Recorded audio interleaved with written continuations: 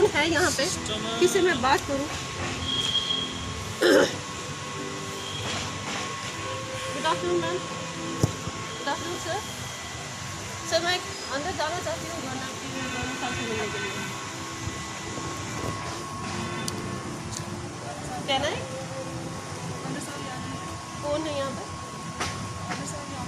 नहीं, अंदर कोई तो होगा जिससे मैं मिल सकती हूँ। मैं यहाँ की सिटीजन हूँ, मैं एक एक्टिविस्ट हूँ, एक पत्रकार हूँ, और मुझे अपने हक की लड़ाई के लिए आज थ्रू गवर्नर प्रधानमंत्री तक आवाज़ पहुँचानी है। तो कैसे पहुँचाऊँ? कोई बताएगा मुझे? आप लोग यहाँ पे सिस्टम से जुड़े हुए हैं, मुझे बताइए किससे मिलूँ मैं? हमारा काम लाइन आर्डर का है। लाइन आर्डर क्या कहता है कि मैं मिल नहीं सकती हूँ? वोट देने के लिए मुझे अधिकार है, मैं एक टैक्स पेयर हूँ, मुझे अंदर जाना है। मुझे बताइए अंदर कौन है, किसके साथ मैं बात करूँ? आपने अपॉइंटमेंट लिए उनसे? जी, अपॉइंटमेंट लिए? वोट देने के लिए मुझे कोई अपॉइंटमेंट नहीं देना होता है। मैं आज क्यों अपॉइंटमेंट ले लूँ? हम छोटे मुलाजिम हैं। कैसे आप मुलाजिम कहाँ है? आपने तो 2 स्टार लगा रखे हैं। स्टार लगाए हैं मैंने। हाँ जी, लेकिन आज के नहीं लगाए हैं मैंने। नहीं सर, मैं रिस्पेक्ट करती हूँ आपकी स्टार्स की। आई रेस्पेक्ट योर यूनिफॉर्म। मैं आपकी रिस्पेक्ट करती हूँ, बट मुझे बताइए कि मुझे किससे मिलना है, मुझे किससे बात करनी है? यहाँ पे जिससे पूछो वो ये कहता अंदर कोई नहीं है। तो जम्मू कश्मीर का कोई माई बाप है कि नहीं है? मैं थ्रू एक सिस्टम, मैं आपसे कोई भी ऐसा कोई बदतमीजी नहीं कर रही हूँ। मेरे को एक थ्रू सिस्टम गवर्नर साहब से मिलना है और प्रधानमंत्री तक बात पहुँचानी है कि बेटियों की सुरक्षा कहाँ है। बेटी बचाओ बेटी पढ़ाओ, या बेटी बचाओ हम आ रहे हैं, ऐसा था। मेरा क्या कसूर था?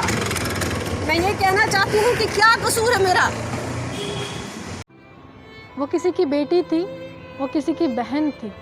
कसूर यही था कि वो मेहनत करती थी, मजदूरी करती थी, घास काटने के लिए गई थी, लेकिन माँ की छाँव हमेशा उसके साथ रहती थी। लेकिन जैसे ही माँ की छाँव हटती है, कुछ दरिंदे जो हैं उसको घसीट कर ले जाते हैं और बर्बरता करते हैं। ये आखिरकार उत्तर प्रदेश में हो क्या रहा है? एक बार फिर से निर्भया की याद आई है और एक बार फिर से बेरहम सिस्टम जो है वो भी सामने आया है। उस सिस्टम की असलियत सामने आई है कि रात के अंधेरे में अंतिम दर्शन तक नहीं करने दिए। मनीषा का कसूर क्या था? शायद यही था कि वो अपने माँ बाप की लाडली बेटी थी, अपने भाई की बहुत प्यारी सी बहन थी। लेकिन अभी मेरे साथ एक महिला मौजूद है, उपराज्यपाल से मिलने की कोशिश कर रही हैं, इंसाफ की मांग कर रही हैं उन तमाम बेटियों के लिए जो बर्बरता का शिकार होती हैं, दरिंदगी का शिकार होती हैं, और सिर्फ यही कहती हैं कि अगले जन्म मोही बिटिया न कीजो। तो देखिए यहाँ पर ये लिखा गया है कि मेरा कसूर क्या है, ये मनीषा सवाल कर रही है, और ये सवाल जो है सुनीता अरोड़ा भी कर रही हैं जो मेरे साथ है। कितना बुरा लगता है, एक बार फिर से निर्भया दोहराया गया। मैं आज आपको कह नहीं सक रही हूँ कि मैं कितनी भावुक हूँ। ये जो मेरे मुंह पे आप ये काला मास्क देख रहे हैं ना, अरे जनाब, मुझे कोरोना से डर नहीं लगता, मुझे तो बलात्कारियों से डर लगता है। ये पट्टी, ये काला मास्क जो आप देख रहे हैं, ये मैंने कोरोना के डर से नहीं लगाया है, मैंने बलात्कारियों के डर से लगाया है। मैं पूछना चाहती हूँ सिस्टम को कि आखिर कब तक बेटी को मारा जाएगा? आखिर कब तक FIR दर्ज नहीं की जाएगी? आखिर कब तक बेटियों को निर्भया बनना होगा? आज एक मासूम ने फिर से अपनी जान गंवाई है, पहले हाथरस और अब बलरामपुर। आप मुझसे पूछते हैं कि कितना दुख लगा है। मैं एक माँ हूँ, मैं एक बहन हूँ, मैं एक बेटी हूँ, मुझे कितना दुख होगा ये मुझे कोई पूछे ना, ये मेरे उस जलते दिल से पूछे जो आज यहाँ आने पर मजबूर हो गई है। मैं यहाँ के सिस्टम से पूछना चाहती हूँ कि आखिर क्यों, आखिर बेटियाँ क्यों मारी जा रही है? आखिर बेटियों के साथ बलात्कार क्यों होता है? आखिर इसके पीछे की कहानी क्या है? इसके पीछे की कहानी क्या किसी ने समझी है? हमारे युवा लोग अगर इस गंदगी में धकेल रहे हैं खुद को, उसके पीछे की स्टोरी क्या है वो किसी ने जानी है? मैं आपसे पूछना चाहती हूँ, आप एक पत्रकार हैं, जब हमारे युवा लोग इस तरह की दरिंदगी करते हैं, क्या आपको लगता है कि चार लड़के, 4 युवा लोग एक लड़की का बलात्कार करते हैं, उन चारों की मानसिकता एक होगी? नहीं। बेरोजगारी ने दिया नशा, और नशे ने दिया इस तरह की मानसिकता जो सामने भी आ जाए वो उसे कुछ नहीं दिखता है, चाहे वो 6 साल की बच्ची ही क्यों ना हो, उसका भी बलात्कार हो जाता है। मैं पूछना चाहती हूँ, आखिरकार कब तक ये हमको सहना पड़ेगा? मैं भी एक माँ हूँ, मुझे डर लगता है अपनी बच्ची को बाहर भेजते हुए। मुझे डर लगता है कि मैं अपनी बच्ची को अलग से भेजूं तो क्या मेरी बच्ची सुरक्षित घर वापस आ जाएगी?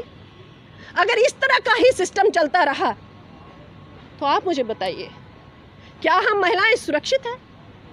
जो हमारा समाज, जो सत्ता पक्ष में बैठे हुए नेता बेटी बचाओ बार बार कहते हैं, क्या वो इसलिए कहते हैं कि बेटी बचाओ हम लोग आ रहे हैं? क्या उनकी इस सत्ताधारी में हमारी बेटियां सुरक्षित नहीं होंगी? अगर ऐसा है तो आज मैं ऐलान करती हूँ कि सुनीता अरोड़ा इस आवाज़ को पूरे भारत में बुलंद करेगी और बेटियों के लिए लड़ेगी, चाहे ऐसा करने में मेरी जान ही क्यों न जाए। अगर मेरा भी एनकाउंटर करवाना होगा तो इस सिस्टम को पूरा आजकल अधिकार है कि करवा दीजिए, मगर मैं बेटी के लिए लड़ूंगी। कितना बुरा लगता है कि जिस माँ ने जन्म दिया है, रात के अंधेरे में उसकी चिता भी वो नहीं देख पाई, अंतिम दर्शन नहीं कर पाई, शव के दर्शन नहीं कर पाई। एक समय था जब वो उसी के साथ घास काट रही थी, लेकिन उसके बाद वो अस्पताल में उससे मिलती है, अधमरी हालत में मिलती है, लेकिन अंतिम दर्शन भी नहीं कर पाती। मैं आपको ये कहूँगी रूहानी कि दुर्भाग्यपूर्ण है कि एक गरीब परिवार की बच्ची जो कि अपने माँ के साथ घास काट रही थी, 4 दरिंदे आते हैं और पूरी बर्बरता उस बच्ची के साथ करते हैं और उसकी माँ छटपटाती रहती है। पहले तो कोई नहीं आता है वहाँ पे, और जब उसे उसकी माँ तड़पती बिलखती हुई हॉस्पिटल लेके जाती है, FIR कराने के लिए हमारे पुलिस प्रशासन के पास जाती है, पहले तो वहाँ सवाल उठाए जाते हैं कि इसकी जीभ नहीं काटी गई थी, इसकी कमर नहीं तोड़ी गई थी। मैं ये जानना चाहती हूँ, क्या जीभ काटी जाएगी फिर FIR होगी, कमर तोड़ी जाएगी फिर FIR होगी? क्या बलात्कार करने पर आप FIR नहीं लिखेंगे? उसके बाद उसे हॉस्पिटल पहुंचाया जाता है, उसकी मौत हो जाती है। मौत होने के बाद 2:40 पर रातों रात उसका संस्कार किया जाता है बगैर परिवार के।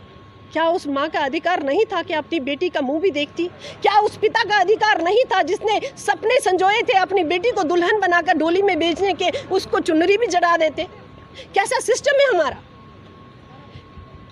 क्या आज कल के इस जो ये आजकल का दौर चल रहा है, क्या इसमें सिर्फ यहाँ पे हमेशा ये होता रहेगा अपराध मतलब कि जातिगत तौर पे लड़कियों के साथ बलात्कार होगा? कैसा सिस्टम है? मैं ये चाहती हूँ कि मुझे ये बताया जाए कि आखिर इस सिस्टम में क्या होगा। क्या बेटी जातिगत तौर पे मापी जाएगी? क्या बेटी से बलात्कार हुआ है उसमें देखा जाएगा कि उसकी जाति क्या थी?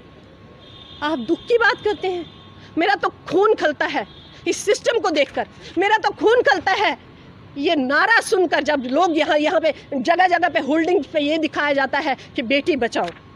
मैं ये कहना चाहती हूँ कि बहुत ही दुर्भाग्यपूर्ण है कि जो शुरुआत में इन्होंने नारा लगाया कि बेटी बचाओ और बेटी पढ़ाओ, वो बेटी बचाओ नहीं था, उसमें ये पढ़ाओ नहीं था, उसमें सिर्फ ये था कि बेटी बचाओ और हम आ रहे हैं। मुझे बहुत दुख के साथ ये कहना पड़ता है कि मुझे यहाँ पे कम से कम 20 मिनट हो गए, लेकिन अभी तक कोई अधिकारी बाहर नहीं आया जिसे मैं बात करूं, और आज मैं बात करके जाऊंगी। मुझे प्रधानमंत्री तक ये संदेश पहुंचाना है कि मैं जम्मू कश्मीर से आवाज़ उठा रही हूं मनीषा के लिए। चलिए, साफ तौर पर बेरहम सिस्टम है, ये एक मर्तबा नहीं हुआ, ये बार बार ऐसा होता है हिंदुस्तान में, और बार बार इसी तरह से जो घटनाएं हैं झंझोड़ती हैं। महिलाओं की सुरक्षा की बात की जाती है, हालांकि अगर हम यहाँ पर कहें तो ये भी महिलाएं हैं, महिला सुरक्षा कर्मी हैं, कोरोना वॉरियर्स हैं, हम इनको भी सलाम करते क्योंकि ये भी हमें सुरक्षित करने के लिए अपने घर से बाहर निकलती हैं। लेकिन बड़ा सवाल यही है कि जिस तरह से घटनाएं सामने आती हैं, क्या सच में वो विश्वास जो है उत्तर प्रदेश की उस सरकार पर काबिज हो पाएगा? जिस तरह से वो कह रहे हैं कि आप विश्वास कीजिए, सुशासन की बात करते हैं, क्या सुशासन काबिज हो पाएगा? क्योंकि बेटी तो सबकी तरह एक ही होती है, लेकिन बेटियां अब यही कह रही हैं कि अगले जन्म होए बिटिया ना कीजो। और ऐसी चीज़ें मुझे देखने को ना मिले कि मेरे सपने शुरू होने से पहले ही उनको चकनाचूर कुछ दरिंदों की तरफ से कर दिया जाए। इसी के साथ वीडियो जर्नलिस्ट पारस के साथ मैं रूहानी आपसे विदा लेती हूँ। नमस्कार।